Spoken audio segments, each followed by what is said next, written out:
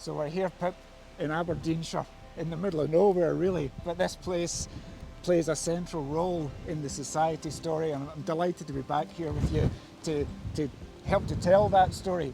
What do you remember of it? This is where the idea originated. Duncan and Kay bought this place in the early 70s, and I've been visiting 3 or 4 times a year ever since then. They are dear friends, Yeah. and they're great people. Well, let's go and meet Kay and Duncan and find out more about their role in the society story. So things haven't changed very much since... No. Hello, Duncan. Great to see you again. And to see you. So we're here where it all started, with Kay and Duncan Ricardo in the farmhouse in Aberdeenshire, with Pip Hills, the founder of the society. And my understanding is this all started with a rusty combine harvester. You were here that day, Pip. What do you remember about what happened that day? Duncan and Kay, along with the farm, had bought an enormous pile of rusting machinery. And they also had a field of ripe barley. And one of the bits of machinery was a combine harvester. And instead of getting a contractor in to mow it,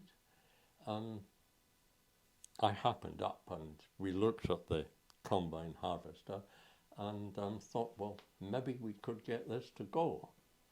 And we did. We got the engine to run, and then Duncan tried various levers, as I recall. Yes, that's right. Yeah, yeah. Because you didn't actually know how this thing worked. You had to kind of figure it out. Not a clue. I don't think I'd ever been on a combine before this. And of course, it's got a funny, the steering goes to the back wheels, so it overreacts with a 12-foot bar on the front, so you've got to watch what you're doing. So we headed out to the field anyway, and... You're driving. Yeah, that's right. Oh, Perched high on top of it. right up the top, yes. Made it down into the field, stopped and thought, wait a minute, what do we do now? So we decided, because we didn't want any straw and have to bale up the straw, that we would cut the barley nice and short and then graze the horses in the rest of the field. Perfect sense. But as Pip says in his book, that's exactly what caused a load of amusement with the locals. Fancy cutting it off at that length, you know, it's ridiculous, these foreigners. So then we headed through, churning away, grinding away, ended up with some barley in the hopper. I think you had to bag it up from that hopper, didn't you? Yeah. We were going with bags. And that was about it. And it worked. What was your role, Kay? Running behind, trying to say, stop, That's stop. right. And bringing bags and Yes. binder twine. Absolutely. It was just partly chaos and partly frenetic. I mean, there was so much laughter, side-splitting laughter. And it caused a bit of amusement, I suppose, with the local farming community. that's This- right. That you'd got this ancient piece of machinery up and running, Well, and you were Pip weaving around the Pip fields. pointed out the locals who were slowing down or stopping just to That's see right. this happening. Parking their cars Yes, that's and right. causing an obstruction because the entrance to the field's on the corner down there. And they would all get out of their cars and lean on the fence. Yes. And watch those townies. But then And you'd- remark on the fact that the combine didn't go in straight lines. Of course not. But then you had the last laugh, because after you got your crop in, the heavens opened. And They it- did. and And indeed. they stayed that way for a good month nearly. Yes. That's right. It must have been the only crop of barley taken in the How of Alfred that Yes. year. Yeah. And after that, your neighbour, Stan, would come over to share a wee whiskey with you. That's so right. so he started to visit, and then Pip, I think that was the first time you had really tasted this kind of whiskey. What do you remember about Stan's visit? I came in one time and stayed, and that evening Stan came over and brought a bottle, a lemonade bottle with a dark brown liquid in it. Something a bit like this. Exactly like that. And he said, would we like a dram? And Kay fetched the glasses and so some water, and Stan poured drams. And I asked what it was, and he said, it's whiskey. What do you think it is? There was no question. And so I had no great liking for whiskey, I must say. But I tried this stuff and I thought it was wonderful. It tasted just astonishing. And quite unlike any whiskey I'd drunk before. I asked Stan what it was about, and he told me where it had come from. And I mean, the story was very simple. Stan bought his whiskey once a year in a cask, and it was a quarter sherry cask which he bought from Glenfarclas. And when he came to visit here, he drew a bottle off. And this was the finest malt whisky, because Glenfarclas has always been great.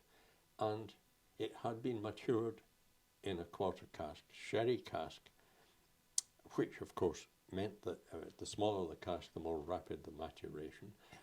And it was a combination of these things, plus the fact that the whisky we were drinking, and this is something I didn't learn about until much later, it hadn't been chill filtered like most whisky has, and it just tasted wonderful.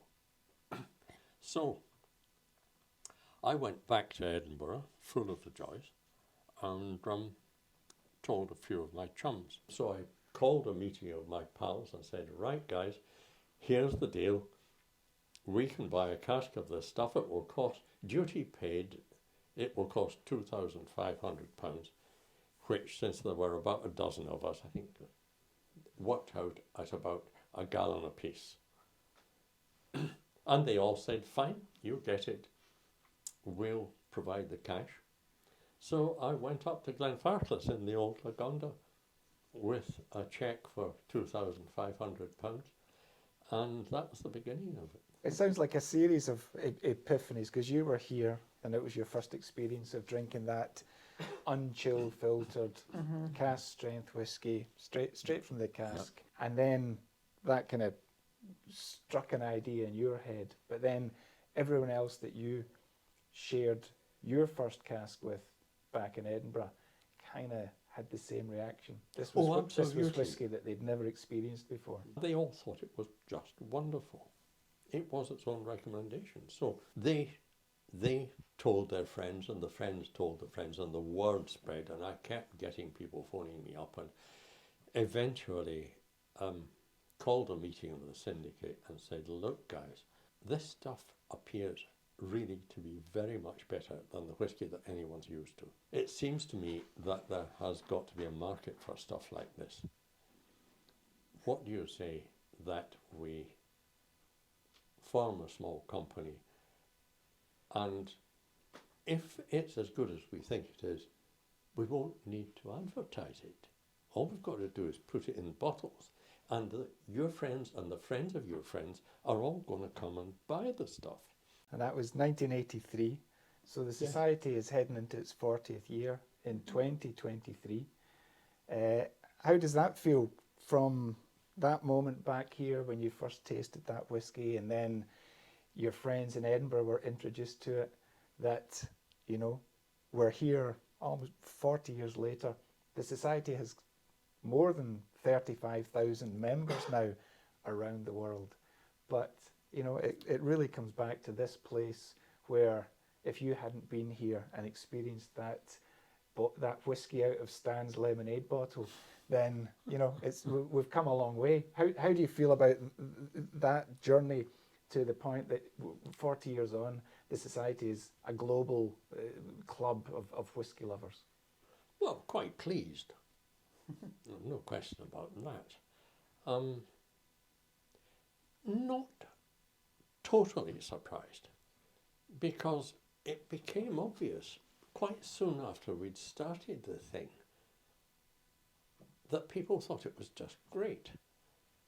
And we didn't have to advertise. We got the most amazing press people all over, particularly in Britain and in the United States. I mean, we've got extraordinary press coverage, and the press all thought it was wonderful, and the members all thought it was wonderful. Well, I'd like to raise a wee glass to Kay and to Duncan especially Thank for your key role in this story. That if Pip hadn't been here at that time and Stan hadn't come over with his lemonade bottle of whiskey, Yes.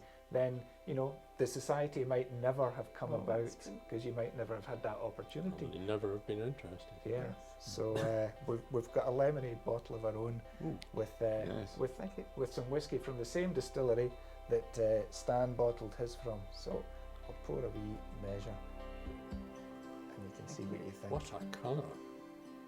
Well, it's from the same kind of sherry cask maturation as I believe Stan's quarter cask was. So if I can raise a glass to both Kay and Duncan for your hospitality today and for your part in the foundation of the society.